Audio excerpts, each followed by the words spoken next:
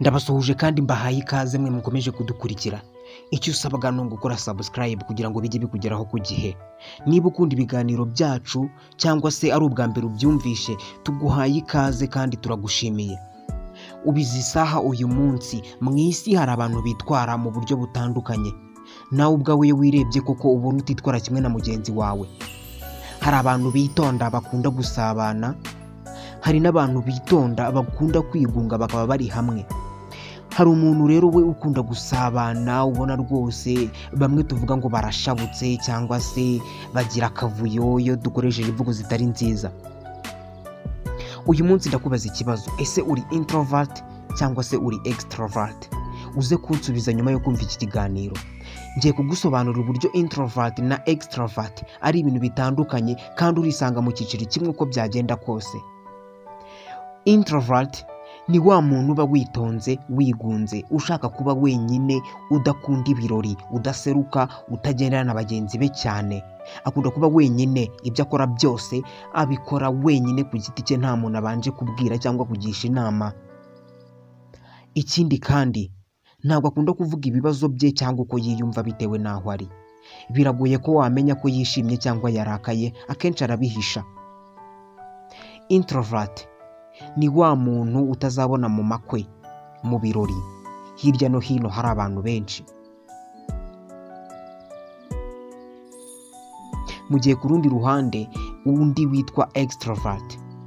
Extrovert ni wa muntu usabana, wishimana n'abandi, ukunda kujya mu birori, ukunda kujya mu makwe, ukunda kujya mu ma birthday n'inshuti ze. Muri make ni wa wundi utabura aho byabereye, ukunda byacitse. Aba bantu bagira ibyo batandukaniraho cyane mu buzima busanzwe, haba mu buzima bw'urukundo, ubw'imibanire, ubw'imikorere ndetse n'ubw'imyitwarire bisanzwe. Ubushakashatsi bwagiye bugaragaza ko aba bantu batandukanye cyane, ariko nanone hakaba abandi bantu bisangamo hagati. Hari abantu babarizwa mu ibyo byiciro byombi. Akaba ari umuntu ufata igihe kinini yigunze ari wenyine, ariko nanone yaganira agasakuza cyane rwose, agaseka, agasabana. Gusa nanone akagira ikindi gihe cyo kuba wenyine ndetse akanabikunda. Aho atandukaniye n'abo bandi, introvert ntabwo wamubona yasabanye, yasakuje. Extrovert ntiwamubona ari wenyine yigunze, ibyo biramubangamira. Mu buzima bw'ubucuti rero, introvert ni wa muntu ugira inshuti nkeya. Agira inshuti nkeya ariko nanone ziramba, zihoraho. Ntabwo akunda guhindagura inshuti. Iyo afite inshuti yumva atayirekura, biramugora cyane kuyirekura, kandi nanone biramugora kwinjiza inshuti nshya mu buzima bwe. Uwo ni introvert. Ni wa muntu ukunda cyane kuvugisha ukuri. Ikibazo umubajije agisubiza mu ijambo rimwe, ntabwo abanza gusobanura ngo anyure hirya no hino. Mu gihe extrovert ku bijyanye n'ubucuti aho biratandukanye. Extrovert ni wa muntu wakira buri muntu wese uje mu buzima bwe, ntabwo abanza kugusesengura cyangwa kukwigaho. Ikindi kandi mushobora gupfa akantu gatoya agahita kurekura akakuvana mu buzima bwe. Aba yizeye ko azabona undi byoroshye. Ntabwo akunda kwizirika ku muntu umwe, iyo mutumvikana ntabwo mwumvikana, arakurekura agakomeza n'abandi. Yakira inshuti nyinshi mu buzima bwe, ariko nanone hagira nyinshi cyane zigenda. Ku bijyanye n'ukuri, kumubaza ikibazo kugira ngo agusubize bisaba ngo abanze anyure hirya no hino, akabanza gusasira ingingo runaka yose agiye kuvuga, ntabwo ahita agwisha ku ijambo. Ni wa muntu ushobora kuyobora ibiganiro iyo mwaganiriye, akubaza utubazo twinshi, nawe wamubaza akagusubiza binyuze mu magambo menshi. Ikiganiro rwose ntabwo wagira irungu muri kumwe. Ku bijyanye n'ubuzima bw'urukundo rero,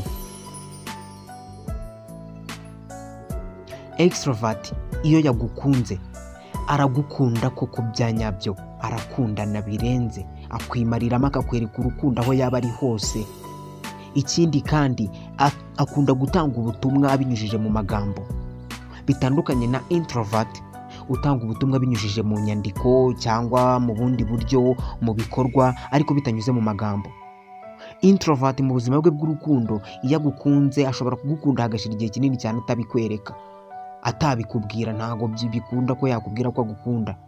Ushobora kubibona hashize igihe wenda usesenguye uburyo agufata, uburyo gukorera ibikorwa by'urukundo wenda utabonaga ahandi cyangwa utabona bikorera abandi, ariko biragoye ko yakubwira ko agukunze. Ariko nanone iyo yagukunze aba umunyakuri, ntagashamaduka nanone ngo ajye mu rukundo cyane, ariko nanone ntabwo ajya atandukana n'uwo bakundana, ashobora kwihanganira ibyaba byabaye byose mugakomezanya. Umumama cyangwa umupapa, umubyeyi introvert, ni wa wundi utagira igihe kinini cyane cyo kuganira n'abana be. Abwira umwana w'ikosa, ibyo abimubwira rimwe, icyiza akikubwira rimwe. Iyo bitabaye muhura mwongera kubivugaho nyine akubwira ko bitagenze neza, ariko nabwo gake. Umupapa wo mu introvert kuganira n'umugore we ni gake, ni ukujya mu kazi bavugana bakavugana amagambo make y'ingenzi. Mu gihe umumama cyangwa umupapa wa extrovert mumarana igihe kinini cyane muganira, yataha akakubwira uko akazi kagenze, akanakubwira uko ari kwitegura akazi k'ejo. Bitandukanye na introvert, aba afite akazi ke wenda iyo mutagahuriyemo abazi uko agatwara, akubwira iby'ingenzi gusa. Mu gihe extrovert ashobora kukubwira rwose n'uwaje guhahira iwe, akakubwira uko byagenze, utuntu twose twabaye. Urumva ni abantu babiri batandukanye cyane.